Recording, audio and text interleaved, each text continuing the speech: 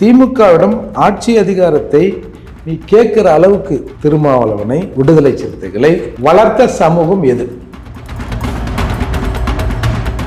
பறையரோட உழைப்புக்கு நான் விடுதலை சிறுத்தையில ஊதியம் கேட்கிறேன். எங்க காட்டு. அப்போ நீ கேட்கறல்ல, நீ கொடுக்கணும்ல. அப்போ அங்க கேட்கிற போது விடுதலை சிறுத்தைகள் பறையருக்கு என்ன பண்ணுச்சு? அப்போ உள்ள இருந்தது யார்? ஆலை அதிபர்களா, அரசா, இல்ல திமுக கட்சி தலைவரா? சொல்லு.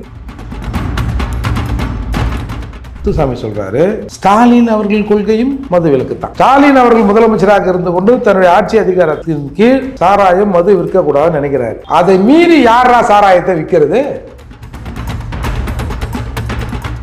இந்த மாநாடுங்கிறது விடுதலை சிறுத்தைகளை திமுக சிதைக்க பார்க்கிறது. எங்கள் சமூகத்தின் குறியீடான திருமாவளவன் இன்னைக்கு தலை குனிஞ்சி நிற்கிறது பார்க்கும்போது உள்ளுக்குள்ளே எனக்கு உண்மையில மன வருத்தம் தான். இன்னைக்கு திருமாவளவன் விடுதலை சிறுத்தைகளில் தனி மரமாக நிற்கிறார். மிச்ச எல்லா பெரும்பான்மையானவர்கள் திமுக அணியாக மாறி நிற்கிறார்கள். அதுதான் சிக்கல். இந்த நிருபர்கள் என்ற பேரில் சுற்றி திரிகிற பொறுக்கி புறம்போக்குங்க இதுங்க வேணா இது ஆஹா ஓஹோ அது விடுது, திருமாவை பார்த்து திமுகவே மிரண்டுது, அப்படி இப்படிலாம் எழுதலாம். ஆனால் உண்மையில அது இல்லை. நேற்று அது அம்பலமாகி போச்சு. ஒரு கல்லில் அவர் ஒரு மாங்காய் அடிக்கலான்னு பார்த்தாரு. அதை வச்சு திமுக பல மாங்காய்களை அடித்து விட்டது. திமுக இன்றைக்கு தனக்கு சாதகமாக இந்த மாநாட்டை வைத்து பயன்படுத்தி கொண்டிருந்தார். மற்றவர்கள் பார்வையில் இங்க சாதி கட்சி எது? பாமகவா, பிசிகவா? புரியதோ பாமகவை கொச்சைப்படுத்துதா நினைச்சு, அன்புமணி ராமதாஸ் அவர்களை கொச்சைப்படுத்துதா நினைச்சு இவரு எச்சிய தம்மலே துப்பினாரு. திராவிட அரசியல் பேசுற கேவலப்பட்டு நிக்கிற உனக்கான அரசியல் எது? நீ சாதி தலைவர் தான் எங்க சாதிக்கு செஞ்சிருக்கணும். ராமசாமி அவர்களால் ஒண்ணு நிறைவேறிக்குன்னா, நான் பார்த்த வகையில அங்கங்க ரோட்ல லேடிஸ் எல்லாம் அழகா தம் வச்சுக்கின்னு டீ வச்சுன்னு அடிக்கிறத பாக்குறோம். ராமசாமி நாயக்கர், ராமசாமின்னு கூப்பிடுங்க. என்ன பெரியாரா? அப்ப மற்றவங்களாம் சிறியாரா? இன்றைக்கு நடக்கிற திராவிடத்தின் பேரால் நடக்கிற எல்லா தீமைகளுக்கும் காரணம் நீங்க சொல்ற ராமசாமி.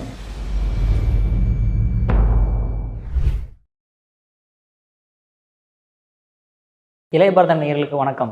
இன்றைக்கி நம்ம நேர்காணலில் நம்ம சிறப்பு விருந்தினர் நம்மளோட இணைந்திருப்பவர் யாருன்னு பார்த்தீங்க அப்படின்னா, புரட்சி தமிழக கட்சி நிறுவனர் மற்றும் வழக்கறிஞரான ஏர்போர்ட் மூர்த்தி அவர்கள் நம்மளோட இணைஞ்சிருக்காரு. சார் வணக்கம். சார் வணக்கம். சார் 2 நாளைக்கு முன்னாடி திருமாவளவன் அவர்கள் தமிழ்நாட்டையே ஒரு லைம் லைட்டாக வச்சுருக்க அளவுக்கு ஆயிருக்கு சார். அதாவது நான் ஆட்சி அதிகாரத்தில் பங்கு கேட்கும்போது அப்படின்னு சொல்லிட்டு அடுத்த செகண்டே ட்விட்டரில் அதை டெலிட்டும் செஞ்சுருக்கிறாரு சார். அவர் கேட்குறது நியாயமான கோரிக்கை அப்படின்றதையும், அதாவது 1999 மூப்பனாரே என்னை பாராட்டி பேசினாரு அப்படின்றதையும் சொல்லியிருக்காரு சார். அதோட எங்களோட கருத்துங்க சார். இதில் என்ன கருத்து சொல்கிறது? நேற்று அவரே சொல்லிட்டாரு, அது ஒரு கோஷம். நாங்கள் ரொம்ப நாளாக பேசுகிறோம். சரி, இப்போ அதை பற்றி கேட்டாங்களா, பேசுனீங்களா? ஐயோ, இப்போ பேசலை. எது எப்போ பேசணும்னு எங்களுக்கு நாங்கள் வச்சுருக்குறோம், அப்போ பேசுவோம். இல்லை அது பெரிய பிரச்சனையாக எல்லாம் வெளியில் வந்தது, இப்போ பேசலைங்க. அவரும் கேட்கல, நானும் சொல்லலைங்க. அது வெறும் கோஷம் தாங்க. நான் அடிக்கடி சொல்லுவேன், ஒரு மிகப்பெரிய போராட்ட களத்தில் இருக்கிற ஒரு சமூகத்தை வெறும் கோஷம் போடுகிற சமூகமாக மாற்றிவிட்டார். வெறும் வயிறு வலிக்க கோஷம் போடுற சமூகமாக மாற்றி விட்டார். எந்த பிரச்சனையாக இருந்தாலும் ஒரு 10 நிமிஷம் சாலை மறியல் பண்ணணும், வயிறு வலிக்க கத்தணும், கத்தி வேர்த்து விறுவிறுத்து எழுந்து கோபத்தை தணித்து கொண்டு வந்து விடுகிற சமூகமாக இந்த சமூகத்தை பெட்டை சமூகமாக மாற்றியிருக்கிறார் திருமாவளவன். எங்களோட அதிகபட்ச போராட்டம் எது தெரியுமா? கோஷம் போடுறது, சாலை மறியல் பண்ணுறது. அதைத்தான் நேற்று அவர் சொன்னார். அது வெறும் கோஷம் தாங்க. என்னங்க அவங்க தான் தப்பாக நினச்சிக்கிறாங்கன்னா நீங்களும் இப்படி தப்பாக நினைக்கிற மாதிரி கேள்வி கேட்குறீங்களே அப்படின்னு அவரு அதுக்கு விளங்க சொல்லிட்டாரு. அப்போ அட்மின்றது அவர் சொல்லி போடுறது கிடையாதா? அவங்களா தன்னிச்சையாகவே போட்டுருவாங்களா? அது எப்படி போடுவாங்க? எப்பவுமே ஒரு அட்மின் இருந்தாங்கன்னா தலைவர் சொல்லுவார், அதை கேட்டுட்டு அட்மின் போடுவாங்க. நான் லைட்டாக ஷேக் ஆகும்னு பார்த்தேன். இது சசிவாரமே ஆட்டம் காட்டுற அளவுக்கு ஆடி போச்சு. விடுதலை சிறுத்தைகளால் திமுக லைட்டாக ஷேக் கொடுக்கலான்னு பார்த்தேன். அவங்க ஆட்டின ஆட்டில் என்னோடய அஸ்திவாரமே போயிடும் போல் ஆகிப்போச்சு. அதால் நான் என்ன பண்ணுறது அப்படின்ற முடிவுக்கு அவர் வந்துட்டார். அதால் நான் சொல்கிறதெல்லாம் ஒரு பேச்சாப்பா அப்படின்னு அவரே சொல்கிற பிறகு நம்ம அதில் என்ன பேசுறது? அதோடு மட்டும் இல்லாமல் ஆட்சி அதிகாரத்தில் பங்கு நல்ல விஷயம். ஏன் நம்ம ஆட்சி அதிகாரத்தில் பங்கு கேட்குறோம்? நம்ம உழைப்பு அங்கே இருக்குது. திமுகவின் வெற்றியில் விடுதலை சிறுத்தைகள் அல்லது பட்டியல் சமூக மக்களின் உழைப்பு அங்கே இருக்குது. அந்த உழைப்புக்கேற்ற ஊதியம், அதுதான் பங்கு, அதிகாரத்தில் பங்கு. நான் உழைச்சி உன்னை அதிகாரத்தில் கொண்டாந்து வச்சுருக்கேன். அதிகாரத்தில் வச்ச உடனே அந்த அதிகாரத்தை எளிய மக்களுக்கும் பகிர்ந்து கொடு. நீங்கள் ஆட்சிக்கு வந்துட்டீங்க, நாங்கள் பட்டியல் சமூக மக்கள், நாங்கள் இந்த சமூகத்தில் ஒரு 18லேருந்து ஒரு 20% இருக்கிறோம், எங்கள் பங்கு கொடுன்னு கேட்கல. நாங்கள் உழைப்பை உனக்கு செலுத்தியிருக்கிறோம், எங்கள் தோல் மேலே நீ ஏறித்தான் மேலே வந்திருக்கிற, அப்போது எங்களுக்குரிய பங்கு கொடு. அதுதான் ஆட்சி அதிகாரத்தில் பங்கு. திமுகவிடம் கேட்குறீங்க, சரி. நான் ஒரு கேள்வி கேட்குறேன்.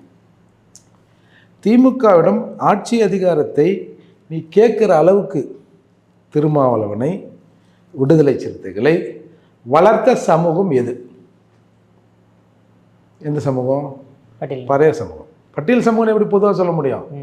பறையர் சமூகம். ஆமாம். எத்தனை தேவேந்திர குல வேளாளர் இருந்தாங்க, எத்தனை சக்கிலியர்கள் இருந்தாங்க? நாங்கள் தானே பெரும்பான்மை. ஒரு 100 விடுதலை சிறுத்தை எடுத்தோம்னா குறைஞ்சது ஒரு 90லேருந்து 95 பேர் பறையர்களாக இருப்பார்கள். அப்போது இந்த பறையர் சமூகம் ஒரு எக்ஸ் என்ற ஒரு இயக்கத்தை வளர்த்து ஆளுங்கட்சிக்கிட்ட டிமாண்டை கேட்குது. அந்த அளவு ஒன்று வளர்த்து விட்ருக்கோம்ல. வளர்த்து விட்டவருக்கு விடுதலை சிறுத்தைகளுக்கு அதிகாரம் வந்த பிறகு நீ எங்கள் பங்கை எத்தனை கொடுத்த? புரியுதா நான் கேட்குறது? உங்களுக்கு கட்சி வளர்ந்துருக்கு, ஒரு டிமாண்டிங் கெப்பாசிட்டி வந்திருக்கு, இல்லை கேட்டு வாங்குகிற கெப்பாசிட்டி இருக்குது, இல்லை உருண்டு பிறண்டு அழுது என்னவோ எப்படியோ நீ வாங்குகிற கெப்பாசிட்டிக்கு வந்துட்ட. ஒரு 6 பேரை வாங்கியிருக்கேன். அதில் திருமாவளவன் விட்டுருவோம், அவர் தான் பங்கு போடுற முதலாளி, அவர் விட்டுருவோம். மிச்சம் 5 பேர்: சிந்தனை செல்வன், பனையூர் பாபு, எஸ்எஸ் பாலாஜி, ஆலூர் ஷானவாஸ், அப்புறம் ரவிக்குமார் எம்பி. 5 அதிகார போஸ்டிங்கை, நபர்களை, அதிகார இடங்களை நீ பெற்றிருக்க. இந்த 5 பேரை பெறுவதற்கு பறையர் சமூகம் தன் உயிரை கொடுத்து உன்னை அந்த இடத்துல வந்தது. அதுக்கு நீ பறையருக்கு எத்தனை பேரை கொடுத்த? இந்த 5 பேரில் எத்தனை பேர் பறையர்? எல்லாம் இப்போது நம்ம பனையூர் பாபுவை தவிர இன்னொரு பறையரை காட்டு. பட்டியல் சமூகம் தான் மற்றவங்க, நான் அதை மறுக்கலை. ஆனால் நீ சொல்கிறல்ல, உனக்கு பெரும்பான்மையாக நாங்கள் ஓட்டு போட்டோம், எங்களுக்கு என்ன அதிகாரத்தை கொடுத்தேன்னு கேட்குற. அப்போது பெரும்பான்மையாக நாங்கள் விடுதலை சிறுத்தையை வளர்த்துருக்கோம். இந்த சமூகம், இந்த சமூகத்துக்கு நீ என்ன கொடுத்த? ஒரே ஒன்றா? அப்போ 1 இது 4, மற்றவைகள் 4, இது 1. மேபி அவர்கள் வந்து பறையர் சமூகத்தை நிறைய நிறுத்த வச்சு தோற்றுருந்தாங்கண்ணா சார். பறையர் சமூகத்தை நிறுத்தி வச்சுருந்து தோற்றுருந்தாங்கண்ணா. ஏன் மொத்தமாக கூட இப்போ ஜெயிச்ச இடத்துல 2 இடத்துல கொடுத்தா என்ன ஆகாதா? இதே மாதிரி தான் மற்ற பட்டியல் சமுதாயங்களும் கேட்பாங்க, எது எங்களுக்கும் சீட்டு வேணுண்டு. சார், நீங்கள் பொதுவாக பேசாதீங்க. உன்னோட உழைப்புக்கு தான் நீ ஊதியம் கேட்குற. பறையரோட உழைப்புக்கு நான் விடுதலை சிறுத்தையில் ஊதியம் கேட்குறேன். எங்கே காட்டு? அப்போ நீ கேட்குறல்ல, நீ கொடுக்கணும்ல. உனக்கு மேலே ஒருத்தர் இருக்கக்கூடாதுன்னு நினைக்கிற போது உனக்கு கீழே ஒருத்தர் இருக்கக்கூடாதுன்னு நீ நினைக்கணும்ல. அப்போது அங்கே கேட்குற போது விடுதலை சிறுத்தைகள் பறையருக்கு என்ன பண்ணிச்சு? சரி, நீங்கள் சொல்லலாம் இது பொதுக்கட்சி அப்படின்னு சொல்லலாம். பொதுக்கட்சினா ஒரு மாநாடு போட்டாங்க. இப்போ அதில் எத்தனை பாய்மார் குல்லாவோட வந்தாங்க சொல்லு? எத்தனை வன்னியர் வந்தாங்க? எத்தனை குதிரை வண்ணார் வந்தாங்க? எத்தனை அது ரொம்ப அந்த சமூகத்தை சொன்னால் ஒரு மாதிரியாக இருக்கும். அந்த சமூகம் வந்தாங்க சொல்லுங்கள். வந்ததெல்லாம் நாங்கள் வந்து மண் சுமந்து, கல் சுமந்து, கம்பி சுமந்து உனக்கு வீடு கட்டி விடுவோம். எங்களை வந்து மாட்டுத் தொழுத்தில் வச்சுருவேன், மற்றவனை நல்லா ஏசி போட்டு பெட்ரூமில் வைப்பியா? இதை அதிகார பகிர்வு அப்படின்னு ஒரு கேள்வி இருக்குல்ல. அதால் இவங்க நினச்சது ஒன்று, நேற்று நடந்தது ஒன்று. மிதின்னு மிதித்த மிதியில் வெளியில் வந்து மது ஒழிப்பு மாநாடு மாறி மது விற்பனையில் அந்த டார்கெட்டை அதிகப்படுத்துறதை நிப்பாட்டணும். அதாவது டார்கெட் வச்சு படிப்படியாக சார் அவங்களே படிப்படியாக குறைக்கிறேன்னாங்க. இந்த மாநாட்டுக்கு முன்னாடி இல்லை நாங்களும் மதுவிலக்கு தான் படிப்படியாக குறைக்கிறோம் அப்படின்னு தான் திமுக சொல்லிச்சு. மாநாடு குவித்த பிறகு அந்த டார்கெட் வச்சு விற்கிறாங்கல்ல, அது வேணாங்க அப்படின்னு அது படுத்தே விட்டான் பண்ணான் அந்த மாதிரி இப்படி ஆகிப்போச்சு. நீங்கள் இதில் இன்னொரு முக்கியமான விஷயத்தை பார்க்கணும். நாங்கள் டாஸ்மார்க்கை மூட போகிறோம், மதுவிலக்கு அமல்படுத்த கோரி தானே சொன்னாங்க. உள்ளே போயிட்டு வெளியில் வந்த பிறகு அவர் என்ன சொல்கிறாரு, மது ஆலய அதிபர்கள்லாம் அதிபயங்கரமானவர்கள், அவங்கள எதிர்த்து நம்ம போராட்டம் பண்ணுறது ரொம்ப சிரமம். நீ உள்ளே போய் யாரை பார்த்த? ஸ்டாலின் அவர்கள் நான் பார்த்துருக்காரு. வெளியில் சொல்கிற ஸ்டாலின் அவர்களை பார்த்தேன்னு, ஆனால் செய்தி வெளியில் ஸ்டாலின் அவர்களை பார்த்தது. ஆனால் நீ சொல்கிற செய்தி எப்பா ரொம்ப மோசமானப்பா இந்த ஆலய அதிபர்லாம். அப்போ உள்ளே இருந்தது யார்? ஆலய அதிபர்களா, அரசா, இல்லை திமுக கட்சி தலைவரா? சொல்லு.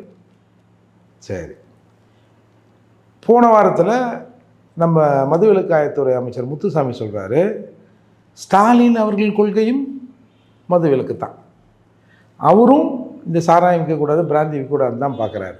சரி, ஸ்டாலின் அவர்கள் முதலமைச்சராக இருந்து கொண்டு தன்னுடைய ஆட்சி அதிகாரத்தின் கீழ் சாராயம் மது விற்கக்கூடாதுன்னு நினைக்கிறாரு. அதை மீறி யாரா சாராயத்தை விற்கிறது? முதல்வரே ஒரு செட்டப்புக்கு பண்ணிடுறாருன்னா அந்த செட்டப் யார்? அந்த செட்டப்பை தானே உன்னால் எதிர்க்க முடியலன்னு நேற்று வெளியே சொல்கிறேன். அவங்க ரொம்ப பயங்கரமானவங்க, நான் நினச்ச மாதிரி இல்லை அப்படின்னு சொல்கிறல்ல. அப்போ நேற்று இன்னும் அறிவாலயத்தில் நடந்தது என்ன அப்படின்னு ஒன்று இருக்குல்ல. இதுக்கு நீங்கள் இதை சொல்லாமே இருந்திருக்கலாம் சார். முதல்லேருந்தே நான் சொல்கிறேன், இந்த மாநாடுங்கிறது விடுதலை சிறுத்தைகளை திமுக சிதைக்க பார்க்கிறது. நீங்கள் தமிழ்நாட்டு அரசியல் எடுத்திங்கன்னா ஒரு 30-40 கட்சிகளுக்கு ஸ்தாபகர் யாருன்னா கலைஞர் கருணாநிதி அவர்கள் தான். நீங்கள் அந்த காலத்தில் தீக்காவையே திருவாரூர் தங்கராஜை வச்சு உடைச்சார். இரத்த கண்ணீர் கதைவசனம் எழுதினார்ல, அந்த தங்கராஜை வச்சு உடைச்சார். நேற்று வரை உயிரோடு இருக்கும் வரை கட்சிகளை உடைத்தவர் கருணாநிதி.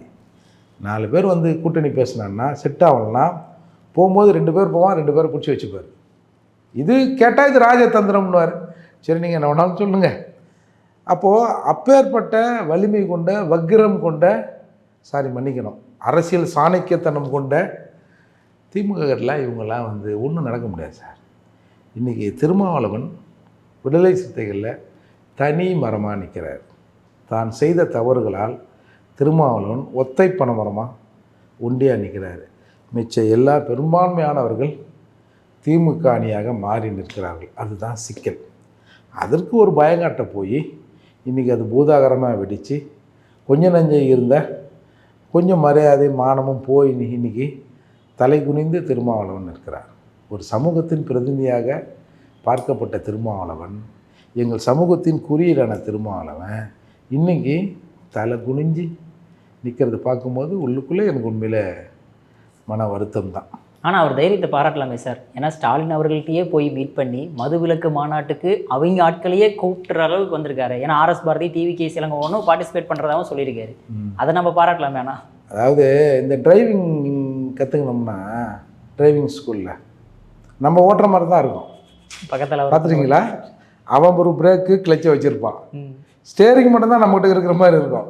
நாம் நினைப்போம் நம்ம தான் பயங்கரமாக திருப்புறோம் பிரேக் போடுறோன்னு. ஒன்றும் இல்லை, அது அங்கே நடக்கும் ஆட்டோமேட்டிக்காக. அந்த மாதிரி தான் காரு உந்து, ஸ்டேரிங்கில் நீ தான் உட்காந்துக்கிற, ஆனால் கண்ட்ரோல் பண்ணுறது நாங்கள்.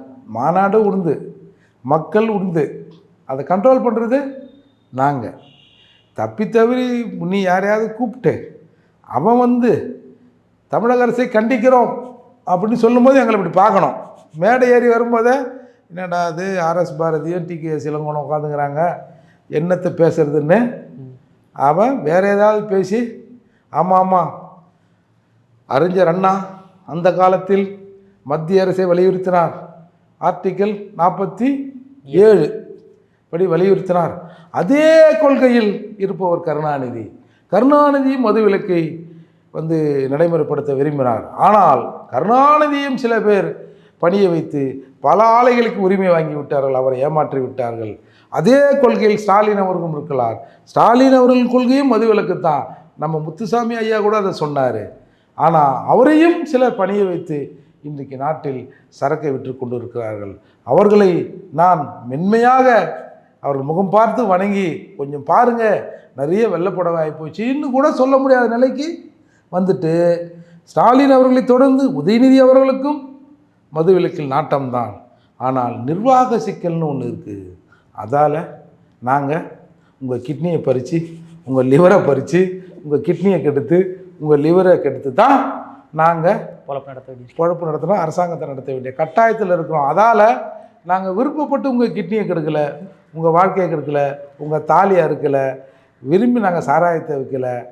உன் பிள்ளையெல்லாம் படிக்கணும், உன் பிள்ளையெல்லாம் வேலைக்கு போகணும், உனக்கு சோறு கிடைக்கணும், ரேஷனில் இலவசமாக அரிசி கிடைக்கணும், பொங்கலுக்கு 1000 ரூபாயும் கரும்பு பையும் கிடைக்கணும் அப்படின்றதுக்காக நாங்கள் அரசு இந்த சாராயத்தை விற்கிது. என்றைக்காவது ஒரு தாய் இந்த தன் பிள்ளைக்கு விஷத்தை கொடுப்பாளா? ஆனால் புள்ள வளர்ன்றதுக்காக கொஞ்சம் விஷத்தை கொடுக்குறோம், தயவு செஞ்சு தாங்கிங்க அப்படின்னு நாளைக்கு அந்த மாநாட்டில் பேசி தாலி அறுத்ததை கைத்தட்டல் வாங்கி, ஆமாம் கரெக்டாக தான் சொல்கிறாரு. என்ன பண்ணுறது, எல்லாருமா குடித்தவங்களாம் செத்துட்டாங்க, நம்ம வீட்டுக்காரர் செத்துட்டாருன்னா அது விதி, நம்ம என்ன பண்ணுறது? அவங்க என்ன பண்ணுவாங்க பாவம். இவனை யார் போய் குடிக்க சொன்னான்? அவங்க கடையை திறந்து வைப்பாங்க, இவன் போய் குடிச்சு கெட்டான்னா இவன் தானே பொறுப்பு, அதுக்கு நம்ம அரசாங்கத்தை சொல்ல முடியுமா அப்படின்னு அவங்களாம் சமாதானம் சொல்லிக்கின்னு போக வேண்டியது தான். அதுதான் மாநாடு. பொதுவாக மாநாடுகள்லாம் நடத்தி ஒரு ரிசல்ட் வரும். இவங்க ரிசல்ட்டை வச்சுக்கிட்டே பரீட்சை எழுதுறானுவோ, ரிசல்ட்டை முதல்ல அறிவிச்சிட்டாங்க, ஃபெயிலின்னு ஆகிப்போச்சு, பரீட்சை எழுதுறானுவோ, நம்ம என்ன பண்ணுறது? அப்போ கூட சார் ஸ்டாலின் பார்க்குற வரைக்கும் மதுவிலக்கு மாநாடுன்னு சொல்லிட்டு ஸ்டாலினை பார்த்துட்டு வெளியே வந்தவுடனே சென்ட்ரல் கவர்மெண்ட் இது ஒரு திட்டம் கொண்டாடலாமே, ஆர்டிகல் 44 பொது சிவில் சட்டம் நடத்துறீங்க, கொண்டாடுன்னு முடிவு பண்ணிடுறீங்க, அதே மாதிரி ஆர்டிகல் 47 நீங்கள் இம்ப்ளிமெண்ட் பண்ணலாமே அப்படியே சென்ட்ரல் கவர்மெண்ட் இதை திருப்பி விட்டார். 44 ஒத்துக்கிறாரா? பொது சிவில் சட்டத்தை ஒத்துக்கிறாரா? அப்போ சரிதான், அதே மாதிரி இதை பண்ணுங்கன்றாரா? ஸ்டாலின் அவர்களே மேடையில் ஒத்துக்கிட்டு ஐயோ தப்பாக சொல்லிட்டேமே திருப்பி சொன்னாரே சார். ஒன்றும் இல்லை, நீங்கள் வேணா பாருங்களேன், வெள்ளை மாளிகை முற்றுகையிடப்படும். இப்போ தமிழ்நாட்டு அளவில் பேசியிருந்தோம், இந்திய அளவில் பேசுகிறோம், அடுத்து எந்த பக்கம் பேசினாலும் பிரச்சனை ஆகுது. தமிழ்நாட்டு அளவில் பேசினா இங்கே 4 மிதி இந்த பக்கம் மிதிக்கிறானுவன், கேட்டால் நாங்கள் ஆலய அதிபர்கள் திமுகவில் இருக்கிறோன்றாங்க. அப்புறம் இந்திய அரசியலில் பேசினா எல்லாமே இணையா கிண்டல் பண்ணுற, இது உங்கள் உரிமை தானேயான்னு கேட்குறானுவா. பிரச்சனை இல்லாமல் உலக அளவில் மது விலக்கு அமல்படுத்தணுன்னு வெள்ளை மாளிகை முற்றுகையிட போகிறோன்னு அறிவிப்பு வந்தாலும் நம்ம ஆச்சரியப்படுத்தலே. வெள்ளை மாளிகை பயந்துச்சு தெரியுமா, அண்ணனை மிரட்டினார் தெரியுமா அப்படின்னு அதுலேயே 4 கட்சிக்காரனுவா வெள்ளை மாளிகையை கருப்பாக்கிய எங்கள் கருப்பு தங்கம் அப்படின்னு போட்டால் கூட, கருப்பு வைரன்னு போட்டால் கூட நம்ம ஆச்சரியப்படுறதுக்கு இல்லை சார். அதாவது நீங்கள் தான் விவரம்னு நினைக்காதீங்க, நம்ம ஜனங்கள் எல்லாம் லூஸு. நாங்கள் எதை சொன்னாலும் நீங்கள் கேட்டுப்பீங்க. அந்த 10 பொம்பளை அழுதாங்க, கண்ணீரும் கம்பளையுமா என்கிட்ட அழுதாங்க, டாஸ்மார்க்கை மூடு, கள்ளக்குறிச்சி மாவட்டம் கள்ளக்குறிச்சியில் அழுதாங்கன்னு சொன்னல. இப்போ அந்த 10 அம்மாவுக்கு நம்ம என்ன சொல்ல போகிறோம்? பார்த்துமா கொஞ்சம் விலையை நான் குறைக்க சொல்லியிருக்கிறேன். ஐயோ விலையாக குறைக்க சொன்னேன்? இல்லை ஐயோ விற்பனையை குறைக்க சொல்லியிருக்கிறேன். அதை பார்த்து நீ விற்பனையை குறைக்க சொல்லிக்கிற, அவங்க அந்த அவுன்ஸை குறைச்சிட போகிறானுவோ. 180 வாங்க முடியல, 190 அதுவும் வாங்க முடியல, 45 அதுவும் வாங்க முடியல, 20 ml தரேன், 20 ரூபாக்குதா? ஏய் உன் பாக்கெட்டில் சுத்தமாக தொடச்சி நான் எடுக்கிறேன்டா, 20 ரூபா வச்சுக்கினே 20 ரூபா வச்சுக்கினே கடத்தருக்கு வரியா நீ? டீ சாப்பிட்லாம், வடை சாப்பிட்லான்னு வந்தியா? வடை இங்கே 20 ரூபாய்க்கு ஒரு 20 ml இருக்குதுடா அப்படின்னு சொன்னாலும் நம்ம ஆச்சரியப்படுறதில்லை. ஏன்னா உங்களுக்கு படிப்படியாக தானே குறைக்க சொன்னீங்க, அதான் படிப்படியாக குறைச்சிட்டேன்னு நாளைக்கு அறிவித்தாலும் ஆச்சரியப்படுறதுக்கு இல்லை. அதாவது நீங்கள் என்ன வேணாலும் சொல்லுங்கள், மக்கள்லாம் முன்ன மாதிரி முட்டா பசங்க இல்லை, கொஞ்சம் பேர் மாறிட்டான். அதாவது மெத்த படித்தவர்கள், பத்திரிகையாளர்கள், இந்த நிருபர்கள் என்ற பேரில் சுற்றி திரிகிற பொறுக்கி புறம்போக்குங்க, இதுங்க வேணால் இது ஆஹா ஓஹோ இது அந்த டாக்டிஸ் இந்த டாக்ஸிட்டு அது விடுது, திருமாவை பார்த்து திமுகவே மிரண்டுது அப்படி இப்படிலாம் எழுதலாம். ஆனால் உண்மையில் அது இல்லை. நேற்று அது அம்பலமாகி போச்சு. இன்றைக்கி இந்த மாநாட்டை புகழ்ந்து பேசியவங்கெல்லாம் இன்றைக்கி எங்கே இருக்கானுன்னு தெரியல, சரக்கு போட்டு மட்டையாயிட்டானலாம் என்னன்னு தெரியல. அதால் இது இந்த போராட்டத்தை கொச்சைப்படுத்துகிற மாதிரி இல்லை இந்த கோரிக்கையை கொச்சைப்படுத்துகிற மாதிரி தான். மதுவிலக்குன்னு ஆரம்பித்து இப்படி வந்து நின்றுல, நாளைக்கு இதே மதுவிலக்கே மருத்துவர் பேசுகிறாருன்னு வச்சுங்க, ஏற்கனவே இப்படி தான் பேசியிருந்தாங்க, இது உண்மையாக இருக்கும், அடப்பப்பா இதெல்லாம் நடக்காதுப்பா, எப்படி இது நடக்காதுப்பா, சும்மாப்பா மருத்துவருக்கு வேறு வேலை என்ன பார்க்குது, சமூகத்தை திருத்துறேன், பறையறையும் வன்னியரையும் திருத்துறேன், பெரும்பான்மையாளர்கள் இவங்க அதை யூஸ் பண்ணுறாங்க, அது குடிக்கக்கூடாது போகக்கூடாது சத்தியம் வாங்குறாரு, அதெல்லாம் சாத்தியமே இல்லை, அதால் வேறு வேலையை பார்க்க சொல்ல அவரை அப்படின்னு உண்மையாக இந்த மதுவிலக்கை நோக்கி போகிறவங்களையும் மடைமாற்றி கொச்சைப்படுத்துகிற வேலை தான் சார் இது. இது இவர்கள் ஒரு நோக்கத்துக்காக இந்த மாநாடு அறிவிக்கப்பட்டாலும் ஒரு கல்லில் அவர் ஒரு மாங்காய் அடிக்கலான்னு பார்த்தார், அதை வச்சு திமுக பல மாங்காய்களை அடித்து விட்டது. பல விஷயங்களை திமுக இன்றைக்கு தனக்கு சாதகமாக இந்த மாநாட்டை வைத்து பயன்படுத்தி கொண்டது தான் நம்ம பார்க்கணும் சார். அதே மாதிரி வந்து திருமாவளவன் அவர்கள் வந்து பாமக ஒரு ஜாதி கட்சினும் அதே மாதிரி பாஜக ஒரு மதவாத கட்சி, அதனால் நாங்கள் வந்து இந்த மதுவிலக்கு மாநாட்டுக்கு அவங்களை நாங்கள் கூப்பிட மாட்டோம் அப்படின்னு சொன்னோன்னே, அந்த பக்கம் ராமதாஸ் அவர்கள் வந்து எப்பா நீலாம் எல்கேஜி நாங்களாம் பிஹெச்டி படித்தவங்க, முதல்ல நீ எங்களை தான் வந்து கூப்பிட்டுருக்கணும், ஏன்னா உங்களோட சமுதாயம் எங்களோட சமுதாயம் தான் வந்து அதிகமாக குடிக்கக்கூடியவர்கள், அதனால் இந்த மாதிரி எங்களோட ஜாதி கட்சின்னு சொல்கிறத நிறுத்திக்கிங்க அப்படின்ற மாதிரி ஒரு எச்சரிக்கை விடுத்திருக்காரு சார். ஏங்க நான் தான் வந்து மதுவிலக்குக்காகவே இந்த மாநாடை பண்ணலையேங்க, நான் வேறு ஒரு நோக்கத்துக்கு தாங்க பண்ணேன். நான் மதுவிலக்கு உண்மையாலும் தேவைப்பட்டு அது ரொம்ப அடிப்படை தேவை அப்படின்னு நான் நினச்சா தானங்க அதுக்கு உண்டான நாட்கள் நான் கூப்பிட்றதுக்கு. நான் சும்மா ஒரு ஸ்டேஜை போட்டு ஒரு 4 கூத்தாடிகளை கூப்பிட்டு, அரசியல் கூத்தாடிகளை, சினிமா கூத்தாடிகளை, அரசியல் கூத்தாடிகளை கூப்பிட்டு சும்மா ஒரு சீனை போடலான்னு பார்த்தேங்க. ஏங்க என்னை போய் தப்பாக இப்படி புரிஞ்சுக்கிறீங்க, எனக்கு அந்த மாதிரிலாம் எண்ணம் இல்லைங்க அப்படின்னு சொல்கிறது தான் இது. இது நீங்கள் சாதி கட்சி, அதெல்லாம் சாதித்த கட்சி, நீ தான் வெறும் சாதி கட்சியாக இருக்கிற. இப்போ வந்து இப்போ பாமக திமுகவில் இருந்தபோது கூட, கூட்டணியில் இருந்தபோது திமுக எப்பயாவது நீங்கள் ஜாதி கட்சி, நீங்கள் வன்னியர் பெல்ட் எங்கே இருக்குதோ அதை மட்டும் கேளுங்க, எஸ்சிசி ரிசர்வ் சீட்லாம் கேட்காதீங்க அப்படின்னு என்றைக்காக சொல்லியிருக்கா? ஆனால் உங்களை சொல்லுதே, நீலாம் பொது தொகுதிகளாக ஆசைப்படலாமான்னு. அப்போது மற்றவர்கள் பார்வையில் இங்கே சாதி கட்சி எது?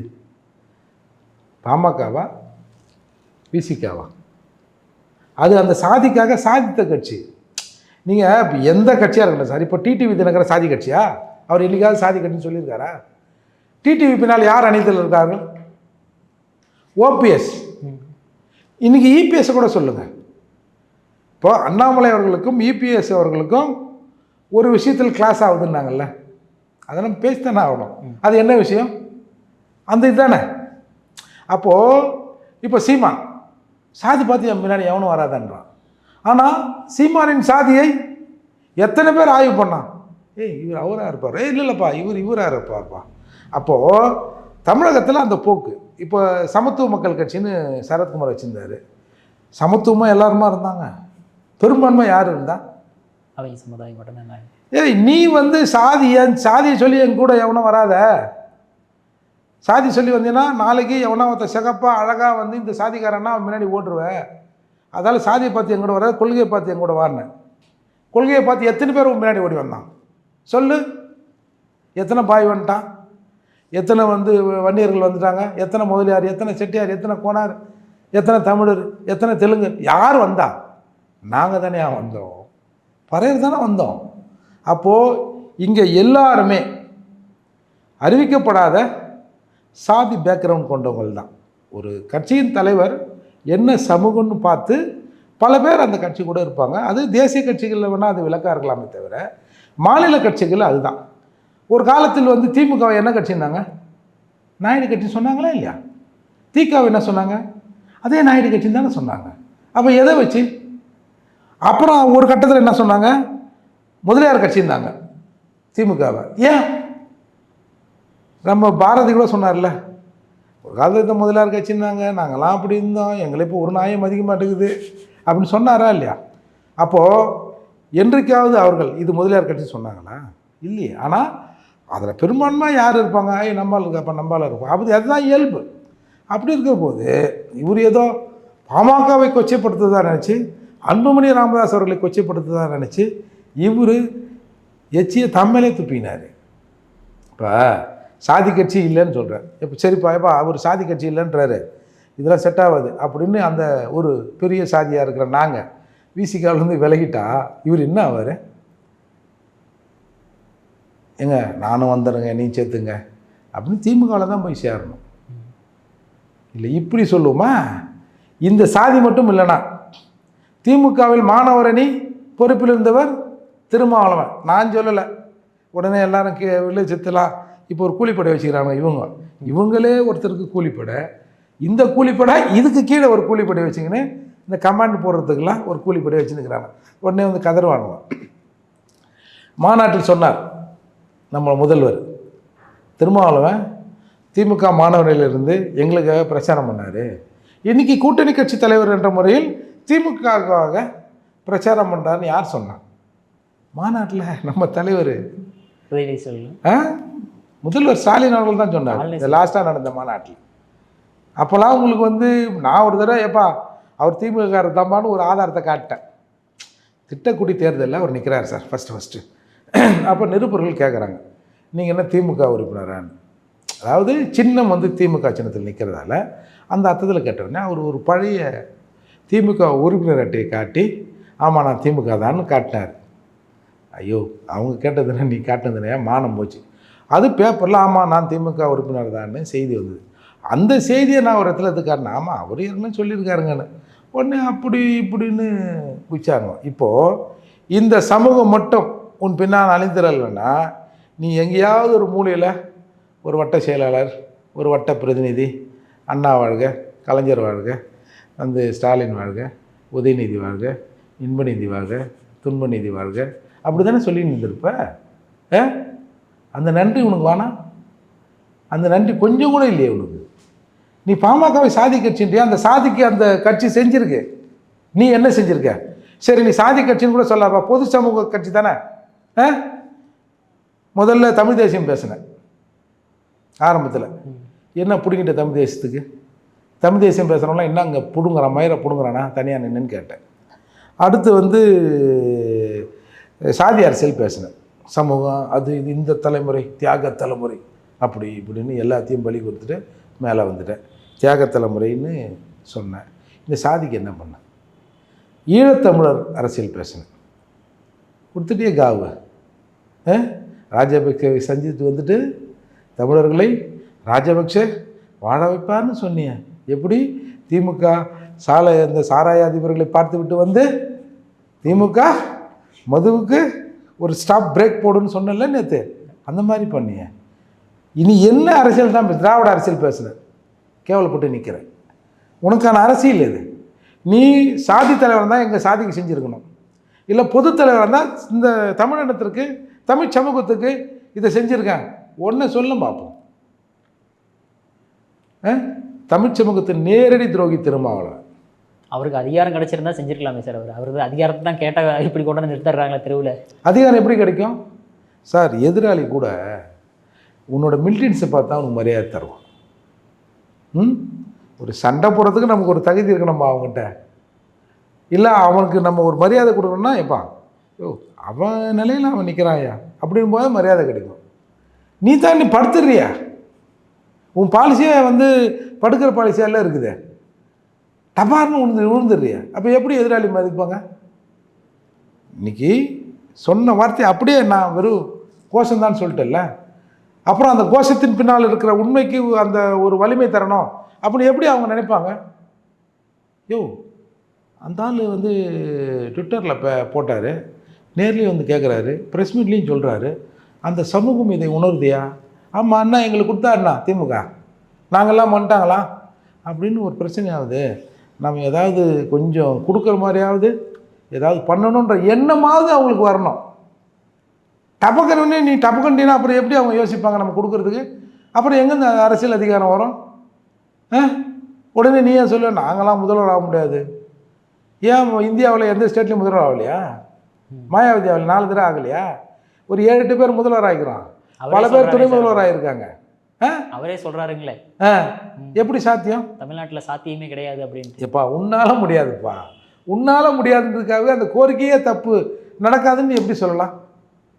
ஆக திருமாவளவன் முதல்ல அவருக்கு கொஞ்சம் இந்த தன்மானம் கண்மானம் எங்கன்னா விற்றா வாங்கி அந்த ரத்தத்தில் இந்த வெள்ளை அணுக்கள் சிவப்பு அணுக்கள் இருக்குதுல்ல அது மாதிரி எங்கன்னா விற்றா கொஞ்சம் வாங்கி ஏற்றி பார்க்கணும் ஏதாவது ஏறுதான்னு. அதுக்கு வராத வரை இதற்கான வாய்ப்பு இல்லை. அப்படி இல்லைன்னா மக்கள் தூக்கி எரிஞ்சால் தான் இது சரியாக இருக்கும். ஏன்னா இன்றைக்கு ஒரு பெரும்பான்மை சமூகம் அடிமை சமூகமாக தன் மீது நடக்கிற கொடுமைகளுக்கு அழக்கூட முடியாத நிலையில் இந்த சமூகம் இன்றைக்கி இருக்குன்னா அதற்கு ஒரு பெரிய காரணம் திருமா தான். இவங்க சொல்லலாம் நாங்கள் அங்கே கவுன்சிலாக இருக்குங்க, அது இயல்பாக நடக்கிறது. எந்த போராட்டத்தையும் நீ வழி நடத்தலை. நடக்கிற போராட்டத்துக்கு நீ தலைமையேற்று அதை நீட்டி போக தானே செஞ்சுருப்பே தவிர வேறு என்ன பண்ணியிருப்பீங்க? மற்றவங்களை கேலியாகவும் கிண்டலாகவும் உங்களோட அரசியல் வன்னியர்களை ஒரு சக தோழர்களை எதிரிகளாக்கி நீ மேலே குளிர் காய போகிற. உன்னை எந்த வன்னியர் அடிக்க போகிறாங்க? இல்லை உன்னை யார் ஏதாவது ஒரு சாதி கலவரம் வருதுன்னு வச்சுங்க, டேரெக்டாக உனக்கு பாதிப்பாயிடுமா? நீ முடிஞ்சால் எஸ்பி கிட்ட பேசுவ, சார் இல்லை சார் உங்கள் ஆளுங்க தப்பு பண்ணிக்கிறாங்க சார். அப்படியா, சரிங்க கொஞ்சம் பார்த்து செய்யுங்க சார், அதோட முடிஞ்சிச்சு உன் வேலை. நேரடி பாதிப்பு உனக்கு இல்லைல்ல. அப்போது நேரடி பாதிப்பு பறையர் மக்களுக்கு வருகிற போது அது இன்டைரக்ட் பாதிப்பு அந்த சம்பவத்தில் ஈடுபட்ட வன்னியர்களுக்கு வரும். இல்லை இவங்க நேரடியாக அங்கே போகும்போது அவங்களுக்கு பாதிப்பு ஏற்படுவது அந்த இன்டைரக்ட் பாதிப்பு இந்த மக்களுக்கு வரும். இது வரணும், இது இப்படியே இருக்கணும், இதுதான் நம்ம அரசியல். இது நமக்கான அரசியல் இல்லை, நம்ம எஜமானர்கள் சொல்லுகிற அரசியல் இது அப்படின்னு அதை நடைமுறைப்படுத்துகிற கருவியாக தான் அவர் இருக்கிறார். இன்னி வரைக்கும் அவர் திமுகவாக இருக்கிறார். ஆனால் திமுக அவரை ஒரு சுத்தமான திமுக காரனாக ஏற்றுக்க மாட்டேங்குது. அதால் தான் உன்னை விட பெட்டராலாம் நாங்கள் உள்ளே வச்சுருக்கோம் அப்படின்னு சில குழப்பங்களை பண்ணியதன் விளைவு தான் இந்த சம்பவங்கள் எல்லாமே. சரி சார், கடைசி ஒரே ஒரு கேள்வி. இன்றைக்கி பெரியாரோட பிறந்த நாள், அது மட்டும் இல்லாமல் மோடி அவர்களோட இன்னொரு சைடு அதுவும் பிறந்த நாள் சங்கிகள் சும்மா கொண்டாடிட்டு இருக்காங்க. இப்போ பெரியார் தமிழ்நாட்டு சமுதாயத்துக்கு மட்டும் இல்லாமல் பெண்கள் சமுதாயத்துக்கு எந்த மாதிரி விஷயங்கள் பண்ணார் அவர்? தெரியல எனக்கு என்ன பண்ணாருன்னு. என்ன சார் எல்லாருமே சொல்லணும் சம உரிமை, சமத்துவ உரிமை, சொத்தில் உரிமை எல்லாமே வாங்கி கொடுத்தவர் அவர் தான் அப்படின்ட்டு. இந்திய அரசியலமைப்பு சட்டத்தில் பெண்களுக்கான சொத்துரிமை இல்லையா? இந்து அந்த கோட் பில் இருக்குல்ல, அதை நிறைவேற்றலன்னு ஏன் அம்பேத்கர் வந்தார் வெளியில்? என்னையா கதை விட்றீங்க? நீங்கள் கட்சி ஆரம்பிச்சதே 70 வருஷம் தான் ஆகுது, இல்லை நூற்றாண்டு கூட சொல்லுங்கள். அப்படியே தலைகீழாக நாங்கள் தான் பண்ணன்றீங்க. எனக்கு தெரிஞ்சு ராமசாமி அவர்களால் ஒன்று நிறைவேறிக்குன்னா நான் பார்த்த வகையில் அங்கங்கே ரோட்டில் லேடிஸ்லாம் அழகாக தம் வச்சுக்கின்னு டீ வச்சுன்னு அடிக்கிறத பார்க்குறோம். அப்புறம் எல்லாம் பெரிய பெரிய பாப்கட்டு அது இதெல்லாம் வெட்டிக்கினேன். ஏன் அவர் தான் போவாரா? நாங்கள் போக மாட்டோமா? எங்களுக்கு சம உரிமை அப்படின்னு சொல்கிறத நம்ம பார்த்துருக்கோம். பெண்களே இல்லாத ஆண்களை அலோவ் பண்ண மாட்டோம் பாருங்க பார்த்துருக்கேன். பேராக போனோம், இல்லை பெண்களுக்கு மட்டுமே தனி பார், இல்லை பேராக போனால் கொஞ்சம் கம்மி அப்படிலாம் பார்த்துருக்கோம். அதாவது மாதர் செம்மை இழிவு செய்யும் மடமையை கொளுத்துவோம் தான் சொன்னாங்க. அவன் என்ன பண்ணுறான், அவனுக்கு இப்பெல்லாம் நானும் பண்ணுறேன் அப்படின்னு யாரும் சொல்லலை. இன்றைக்கு பெரியார் ஓவரால் பெரியாரால் இந்த சமூகத்தில் என்ன நல்லது நிகழ்ந்திருக்கு அப்படின்னு நான் கண்ட காட்சி ஒன்று. ஒரு 10, 20, 30, 40 பெண்கள் உட்காந்துக்கிறாங்க. பெரியார் இப்போது உயிரோடு இருந்தால் யார் அவரை கல்யாணம் பண்ணிப்பீங்க அப்படின்னு ஒரு கேள்வியே இந்த பக்கம் கேட்குறாங்க. ஒரு 10, 15 கையை தூக்குது, நான் கட்டிப்பேன். இதுதான் ஒரு மாற்றமாக நான் பார்க்குறேன். வேறு என்ன சொல்கிறது இதில்? ஸோ அதே மாதிரி இன்றைக்கி தந்தை பெரியாரோட பிறந்த நாளுக்கு நீங்கள் மாலை மரியாதைகள். ஃபஸ்ட் இந்த தந்தை பெரியார்ன்றதை நிறுத்துங்க. யாருக்கு தந்தை அவர்? தமிழ்நாட்டுக்கே தந்தை. அப்படி தானே சார் புக்ஸ் போட்டுருக்கீங்க? புக்ஸில் எல்லாமே அப்படி தான் சார் போட்டு. சார் எங்கள் அப்பா தனபால், அவங்க அப்பா நடேசன், அவங்க அப்பா போர்வரான், எங்கே வந்தார்? இல்லை அந்த தந்தை வேற, அதாவது இந்த தந்தை வேற சார். இது ஃபிசிக்கல் ரிலேஷனுக்கு ஒரு தந்தை, கூப்பிட்றதுக்கு ஒரு தந்தையா? பெரிய ராமசாமி நாயக்கர், ராமசாமின்னு கூப்பிடுங்க. பெண்ண பெரியார். அப்போ மற்றவங்களாம் சிறியாரா சொல்லுங்கள்? எங்கள் வீட்டில் தான் 4-5 பெரியார் இருந்தாங்க. அதனால் இது யார் தெரியுமா சொல்கிறது? பெரியாரால் ஏமாற்றி வயிறு வளர்ப்பவர்கள் பெரியாரை கொண்டாடட்டும். பெரியாரால் ஏமாற்றப்பட்ட சமூகம் நாங்கள் எப்படி இதை கொண்டாடுவோம்? இன்றைக்கு நடக்கிற திராவிடத்தின் பேரால் நடக்கிற எல்லா தீமைகளுக்கும் காரணம் நீங்கள் சொல்கிற ராமசாமி. அந்த காரணத்தால் இன்றளவும் பாதிக்கப்பட்டிருப்பவர்கள் தமிழர்கள், அதிலும் ஆதித்தமிழர்களாக பறையர்கள். உங்கள் சமுதாயத்தானே சார் அவர் பாடுபட்டு உங்களெல்லாம் வெளியே கொண்டு வந்து கோயிலுக்குள்ளெல்லாம் கொண்டு போய் விட்டவரே அவர் தானே சார்? காட்டுங்க சார், காட்டுங்க. எங்கே போனார், எந்த கோயிலில் போனார், என்னைக்கு போனார், காட்டுங்க. சொல்லுங்கள் சார். வைக்கத்துக்கு போனார். யாரும் இல்லை. வைக்கம் போராட்டமே ஒரு சீட்டிங் போராட்டம் தான். வைக்கத்துக்கு அங்கே கேரளாவில் இருக்கிற அந்த கம்யூனிஸ்ட் கட்சி காங்கிரஸ் கட்சி தலைவர்கள் போராட்டம் பண்ணி உள்ளே போயிடுறாங்க. அப்போ அந்த போராட்டத்தை விட்டக்கூடாதுன்னு அன்றைய காங்கிரஸ் கமிட்டி தலைவராக இருந்த ராமசாமியை காந்தி கடிதம் போட்டு அந்த பக்கம் கொஞ்சம் போயிட்டு வாயா, அந்த போராட்டம் அநேதியாக நிற்குதுன்னு சொன்னார். அதில் கொஞ்ச நாள் சிறை போட்டார். நம்ம அதெல்லாம் மறுக்கல. அதுக்கப்புறம் அவர் அந்த பக்கம் டேர்ன் ஆகவே இல்லை. கேரள அரசு அதாவது இந்த வைக்கம் போராட்டத்தில் யாரெல்லாம் பங்கு பெற்றாங்க லிஸ்ட்டு போட்டாங்க அரசு மரியாதை செலுத்துவதுக்கு. அதில் அண்ணாச்சி பேரே இல்லையா. அப்புறம் இவங்களாம் ஒரு சிலையை வாங்கி கொடுத்து அதை பண்ணாங்க. நான் என்ன கேட்குறேன், சென்னை மாகாணத்திலிருந்து கேரளா வைக்கம் வரைக்கும் போய் போராடினார். வைக்கத்தில் இத்தனை தேதி பெரியார் தலைமையில், ராமசாமி தலைமையில் போராட்டம் நடந்ததுன்னு சொல்கிறீங்களே, தமிழ்நாட்டில் என்ன தேதியில் இவங்க தலைமையில் ஒரு போராட்டம் நடந்ததுன்னு சொல்லுங்கள் பார்ப்போம். இவங்கெல்லாம் அந்த ராஜாஜி அவர் கிராஸு அது இதுன்னு சொல்கிறாங்கல்ல. இந்த கோயில் உரிமை பாதுகாப்பு சட்டத்தை போட்டது யார் தெரியுமா? எல்லாரும் கோயிலுக்கு போகலான்னு இதே ராஜாஜி தான். மதுரை மீனாட்சி அம்மன் கோயிலில் இந்த பட்டியல் சமூக மக்களை உள்ளே கூட்டு போனது யார் தெரியுமா?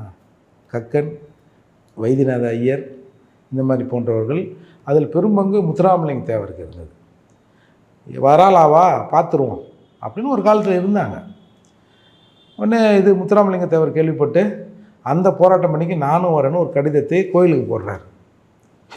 அந்த ஆள் வந்தாங்க, பிரச்சனை நடந்துறியான்னு அவங்க அமைதியானாங்க. இவங்க கோயிலுக்கு போனாங்க. இந்த மாதிரி சார் நீங்கள் என்ன பெரியாரா சார்? நான் பண்ணியிருக்கிறேன் கோயில் போராட்டம்.